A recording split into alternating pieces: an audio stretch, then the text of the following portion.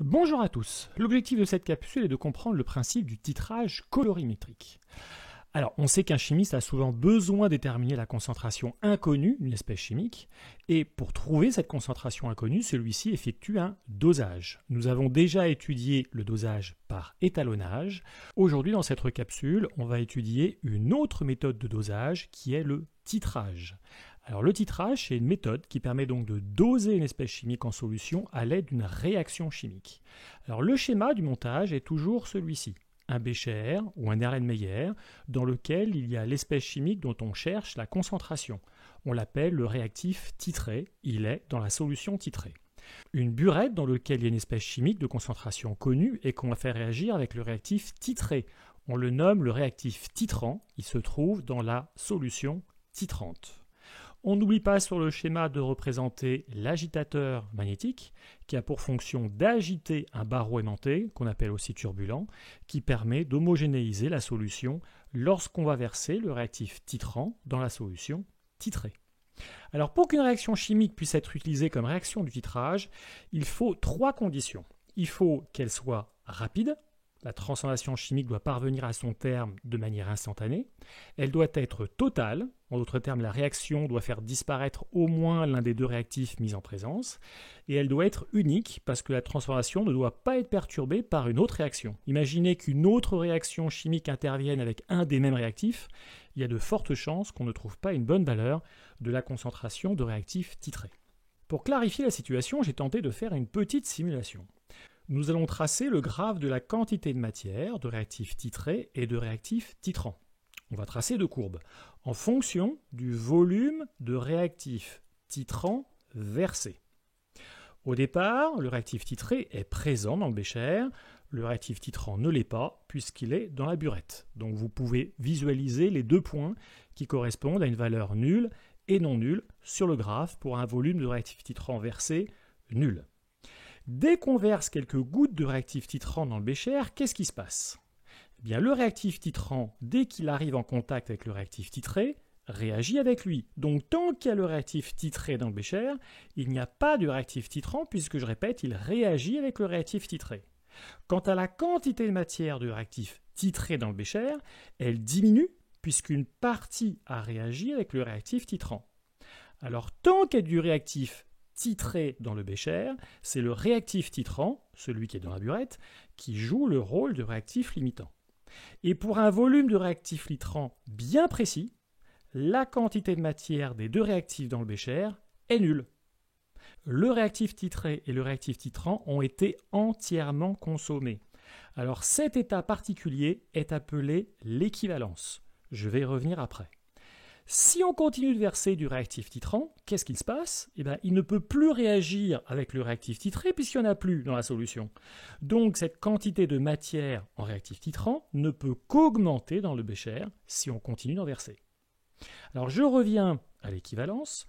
Pour ce volume précis de réactif titrant versé, il y a donc un changement de réactif limitant.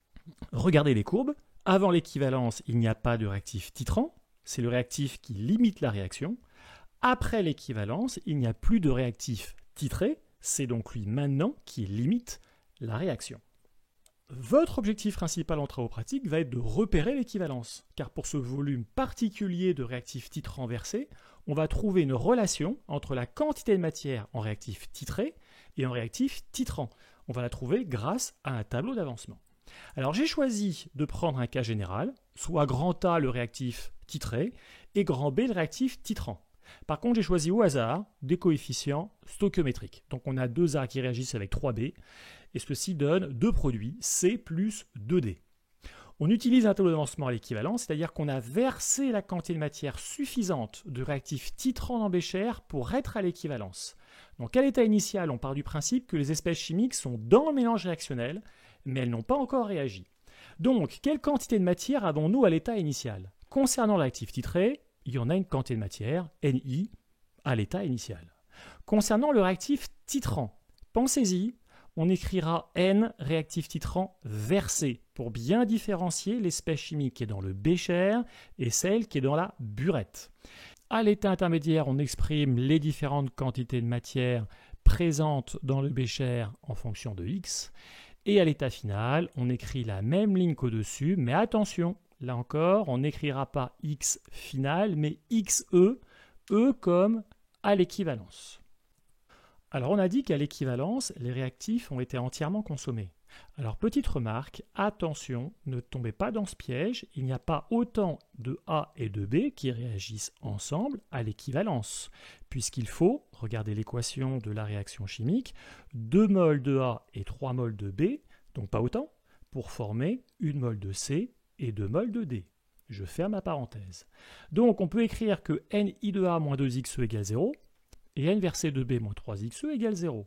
On en déduit deux expressions de XE, puisque XE égale NI de A sur 2 et N versé de B sur 3, alors NI de A sur 2 est égal à N versé de B sur 3.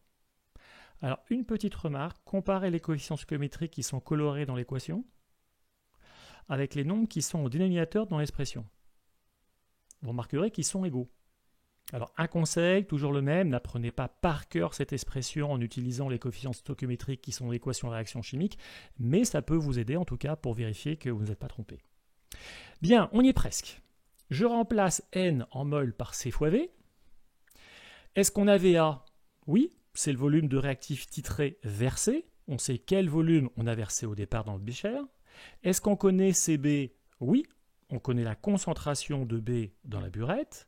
Est-ce qu'on connaît VBE, le volume de B à l'équivalence? Oui, c'est le volume de B versé pour être à l'équivalence qu'on a trouvé expérimentalement.